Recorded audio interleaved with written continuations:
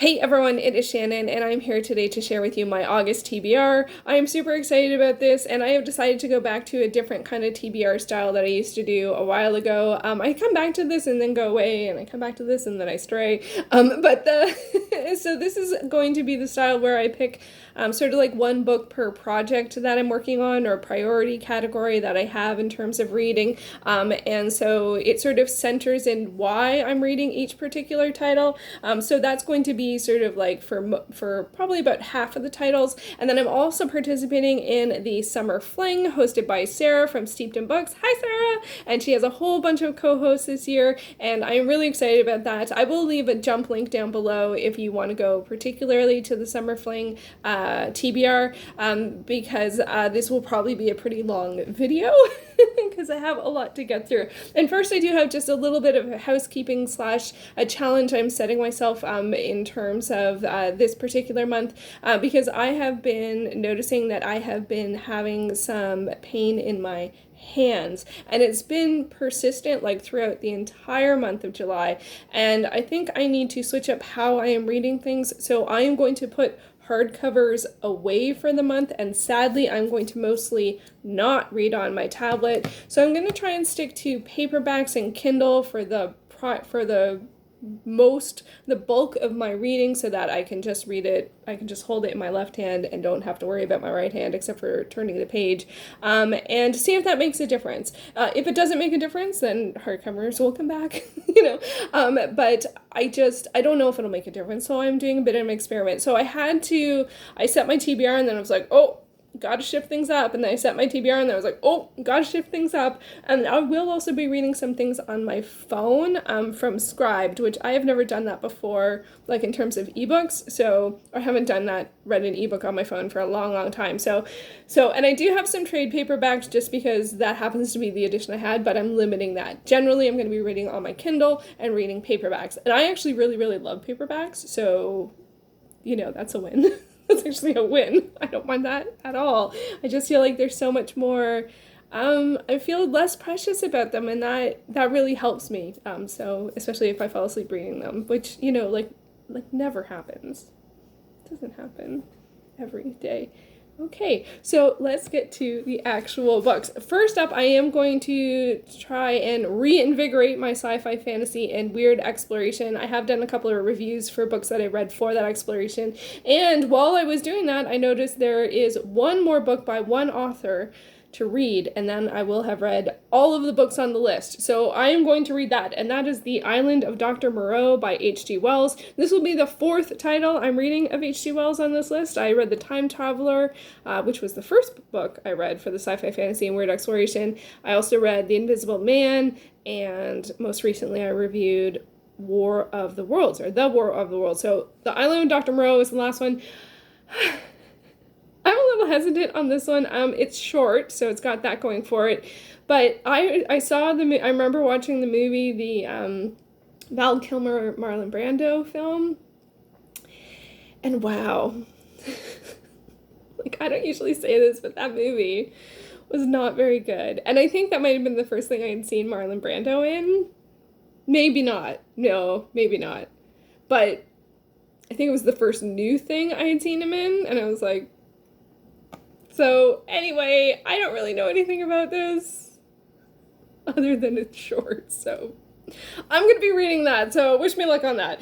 I'm also going to, one of the other priority categories I have is I read a lot of series, and there is a series that I haven't started yet that I want to read the whole thing this year, so I got to get started on that. And so for that, I'm going to be reading The Devil's Apprentice by Kenneth B. Andersen. This is the first book in the Great Devil War series. This is, I don't know if it's kids or YA. Anita, help me out. I heard about this book from Anita Reads, and I'm really looking forward to reading it. And the sixth and final book is being translated to English this year. I think it's like a dark fantasy horror kind of idea. You can probably get that from the image. And I think it's about a kid who ends up being an apprentice for the devil. And I'm really curious. I've always enjoyed listening to Anita talk about them when she's reading through the series. I think she's at the 5th book. And these actually do come in bind-ups for book 1 and 2 and book 3 and 4. And it sounds like reading 5 and 6 right back to back would be good. So I might wait until 6 is out before I get that far. But first I got to read the first book. Don't get ahead of yourself, Shannon. Don't talk about book 6 when you're still on not even started book 1. So this is the series that I would like to start this month, and I'm really, really looking forward to it. Next up, I want to read some nonfiction. So I'm going to read So You Want to Talk About Race by Ijeoma Oluo. Oh, I did it phonetically on the back, and I'm not sure I got it right. Ijeoma Oluo. How did I do? I hope I got that right. So this is quite a talked about book currently, of course, and I picked it up because I wanted to read it. The chapter titles looks like it really is a great primer for different categories of discussion, things that come up, and yeah, so I want to continue to read nonfiction books about race because that is important, and so this is the book that I've chosen for this month to read. And then also nonfiction, I'm going to be reading The Heart to Start by David Kadavy, and Win the Inner War and Let Your Art Shine. I don't know if that's exactly the title I have. I was surprised because I picked this up on Kindle ages ago, maybe even years ago. I think it was free. It's a nonfiction book about art, and or like about creating art and blocks that you may have. I think Win the Inner War and Let Your Art Shine. So I think that's what it's about. But I could not find it on Goodreads. There is another book with quite similar a title, but not the exact title, and I haven't had that happen for quite some time. So I don't know if maybe just the title just shifted. Maybe I will check my Kindle copy and look at the ISBN, because that also always gives you the exact copy. And that's if you ever want to, because I know for me, I like to have on Goodreads my exact copy as the one that I'm reading. So if you ever look at the ISBN on the back, you can scan them in. But you can also type in that didn't focus well, but it's under the price. You can type in, it starts with 978 usually. I worked in a bookstore, so I used to always type them in. So many years ago now. But yeah, so if you're ever looking for the exact edition, go to the ISBN. So maybe that's what I'll do for this one. Anyway, so I like to read nonfiction books about art. This is the one I decided to read. I picked one from the Kindle ones that I have. I was looking at some of the trade copies I have and the hardcovers I have, and I'm like, nope, Shannon, you're not doing that this month. So this one I have on Kindle, so this is the one that I'm going to read. So we'll see. Yeah, the one I have is, okay, so it is the same title. Weird. Why did I think it was different? I don't know. Anyway, I also usually do some social reading throughout the month, and I am doing that this month. I probably will be doing that this month. I'm pre-recording this a little bit, so I usually do a buddy read with Izzy, Punk Rock Girl PA. In July, we read Blended, and she hasn't done the live show yet, which is usually when we pick the next book. So I'm not sure what we will be reading or if we will be reading something, but generally we do, generally middle grade. So I will be reading probably a middle grade book with Izzy. So I just wanted to, it's so funny. It's like, I know that's going to be on my TBR, or we might take a month off. I don't know. So we'll see what happens then. I am also continuing my reread of Twilight Saga, and this I am reading backwards, a la Olivia's Catastrophe. I'll leave a link to her announcement video where she's reading series in backwards order, and she said that I could play along, so I'm playing along. And so I've read Breaking Dawn and Eclipse, so I'm going to be reading New Moon. This is my favorite of the series, so I'm very much looking forward to reading it because I don't like the third and fourth books that much. I don't like the fourth book at all. Actually, I liked it more this time, and I liked Eclipse less, so they're both sort of, no, but Breaking Dawn for me is just like, no. But New Moon is my favorite, so I'm very much looking forward to reading that. I'm also going to be reading Unscribed Slay by Brittney Morris. I think this is middle grade or YA, and this is about a girl who creates a game, an online game, particularly for Black people, so that they have sort of like a place where they feel comfortable I don't know if all the avatars are black, but it's specifically like that's the audience group is that she particularly makes it for black gamers, and then apparently something goes wrong, and she also is doesn't like the fact that she's the game creator is not known to people. So I'm really curious to read this one. I heard about this one. It's several people have talked about this one, but I heard about it from Shannon by 155 Books. She just loved it. So I'm really curious to read this. It's on Scribd. So I'm going to be reading this one on my phone on ebook. So we're going to see how that goes. And yeah, I like books about gaming. And I haven't read one in a while. So yeah, okay, so that's those are the non-romance reads, although technically this is romance. Kind of. Yeah, it's paranormal romance. But now we are on to the Summer Fling. I am so excited about this.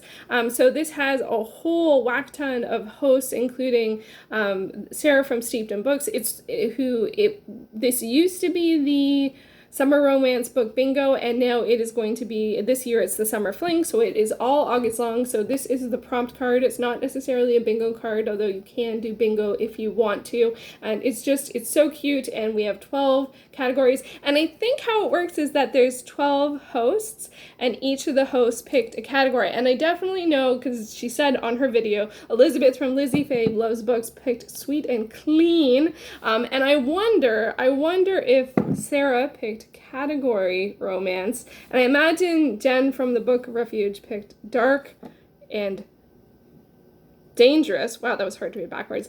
But I'm not sure all of the others. So I'm going to try and figure that out, because that's just the person I am. So anyway, so I have picked a whole bunch of books for this, and I am going with I'm gonna have a mini challenge within the challenge, because romance is a genre that I used to read all of the time, and then I don't know what happened. I started reading it less frequently, infrequently, to the point in which I feel like I barely read any romance at all. So I am going to use the Summer Fling to recultivate my habit of reading romance, and I am going to endeavor to read some of a romance novel or book or short story every single day in August. So I'm going to do in my journal, I meant to do it ahead of time, but I didn't. So I'm going to do a calendar, probably of hearts for each of the month or something like that, so that I can fill them in every day, and I'll share on Instagram if I do it, because accountability helps. and yeah, so that's going to be my challenge within the challenge, is to read some romance every day. It doesn't matter if it's a page, a chapter, whole book, I don't care. As long as I'm reading some every day, I just want to recultivate the habit, because there's so many romances on my TBR, and it is a genre that I enjoy, so I don't really know what happened, so I'm just going to use this as an opportunity to do that. So yeah, so I am going to share with you some of the titles that I've picked for this month, and I think also one of the things, like Nonfiction November, one of the things for the Summer Fling is to encourage you to read more romance than you normally would. So you can follow the prompts, you can try and do all the prompts, you can do multiple cards. I think it's pretty open in terms of how you play along. But I think that, I'm pretty sure Sarah said in one of her videos that it was to encourage you to read more. And I think over the year so far I might have read 12. Maybe, and that includes like novellas. So that's sort of like 2 a month. So if I read more than 3 titles a month, I should be doing good. So I am trying to set myself up for success here, and I am including some short titles. Like the majority of the titles are under 200 pages that I picked out, and I picked a couple that are like 250, but I'm trying to keep it low to keep the chance of success high. And the first one I picked out is super short, and that is The Vikings Redemption by Michelle Willingham. This is a 0.5 prequel story to The Sons of Sigurd, which is a 5-book Viking romance, historical Viking romance that hit Harlequin series this year. All of those words were in the wrong order. But it's an online read. You can read it on the Harlequin website. I'll leave the direct link down below, because sometimes it's hard to find those. And you have to have a login, but logins are free. And so yeah, so it's the 0.5. I have read the first book in this series, and I am enjoying it. Michelle Willingham is one of my favorite romance authors, and she does write a fair amount of Viking romances. She also writes medieval romances and Regency and Victorian. she writes all historicals, but the first Viking romance I read, she wrote. So for me, I have a special place in my heart for her, and I'm really curious to read this one in particular. This, it's a short story. It's like one of those ones where they release a chapter a day. So it's 20 chapters long. It only comes out to about 40 pages, and it features a woman Viking. So I want to read it. I want to read it. Any recommendations for historical Viking romances with women Vikings?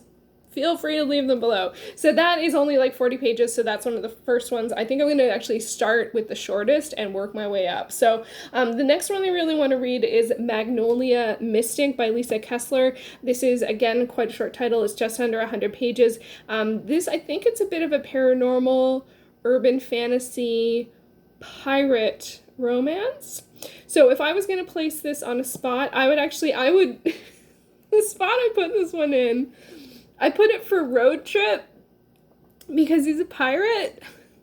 That was the closest I could get to sort of traveling. I didn't even know road trips are like a subgenre of romance or a trope in romance. I did not know that. I didn't know that. So this is the closest I could come because it's not something that was on my radar. This is available on ebook on Scribd, and I really, really, really want to read it. Like, really want to read it. I might even start that before. No, I won't. I won't do that. Next up, I want to read Let It Shine by Alyssa Cole. This is 114 pages. It's also available on Scribd on ebook. This is a historical romance. I think it's set around World War II. It's an interracial couple, and I haven't read any Alyssa Cole yet, and I think this would be a great entry. I did hear about this, or a great place to start, and I think Sarah mentioned this one a while ago. Gosh, it could be like last year at some point, and it sounded really good, so I am looking forward to checking it out. Next up, also available on Scribd on ebook, is Fit by Rebecca Witherspoon. This is the first in a series, and I think it's about a woman who, I think she works like on a food channel, or she has a food blog, or she's a food person, and she wants to get fit, so she hires a personal trainer, and I guess things get a little more involved. This is a contemporary romance, which is something I don't read a lot from, and I don't actually know which category this would work for. I'm not sure. Oh, I think author of color, yeah. So that, and this one's 119 pages, so looking forward to that. Also really looking forward to, and this is a series that I started years ago and haven't read this entry yet, and that is A Dangerously Sexy Secret by Stephenie London. This is part of the Dangerous Bachelors Club, and this is part of the Blaze line. Obviously, it's from a while ago because Blaze no longer exists. This would fit for category romance, also for Big City Lights because it is in an urban setting. Really looking forward to checking that out. And then I think the rest of them I actually have physical editions. Woohoo! Because I don't know if I ended up hauling these, or if this trip to this set of books I picked up while I wasn't doing videos, but recently when I went to Bookends, not recently, it was January, which is the Toronto Public Library permanent used bookstore down at the Toronto Reference Library. It's unfortunately currently not open due to COVID, but they actually had a fair amount of romances, which is unusual. They tend to have some, but not a lot, but this time they had a fair amount, and I have been wanting to read these, and they're all delightful little paperbacks, so I'm super excited. So here are some of my other options. We have Deceptions by Janice Kaiser. This is a Harlequin temptation. This definitely could be a category romance. It also could be dark and dangerous, I think, because of deception. I think that would really, really work for that. I really want to read this. This one is from 1993. Yeah. That's all good. Also really curious to read Touch and Go by Michelle Rowan. This is Blaze. I've very rarely seen physical editions of Blaze. I think this could definitely fit in the hot and spicy category. Definitely think that's what I have no idea what the actual plot is. It's set in the Bahamas, so definitely that would be warm.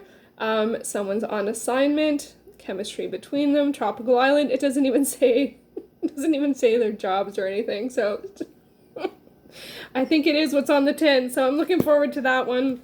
Also, Buchanan's Pride by Pamela Toth. And this one definitely I think would fit in cowboy romance. It is part of the Buckles and Bronco series, and it has a man without memory and then a feisty cowgirl. So I think it's a bit of an amnesia one, which is interesting. This is an older title, which we see a lot of amnesia themes now, but this is 99. That is actually before Memento. Memento came out in 2000, and that, of course, you know, made lots of, mostly films, talk about amnesia. So yeah, Dangerous Desperado. Yeah, Drifter. So yeah, that one can work. And also in terms of, I think this would fit for old school historical, and that is A King in Love by Barbara Cartland, who is was a hugely prolific romance author. Over 700 books. She wrote over 700 books.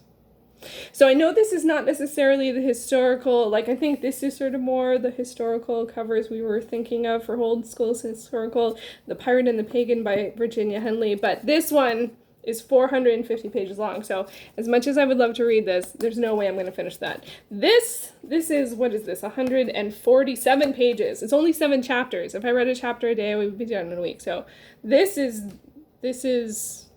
month, this is goals. This month, goals. And I actually was thinking about, when I was looking about realizing that Barbara Cartland, she got on my radar because I think I read an Entertainment Weekly article about prolific romance writers, and she was on the list. And it made me realize, if there's a romance author that's written more than, not necessarily 700, I think she's the queen. I don't think anyone's written more than her.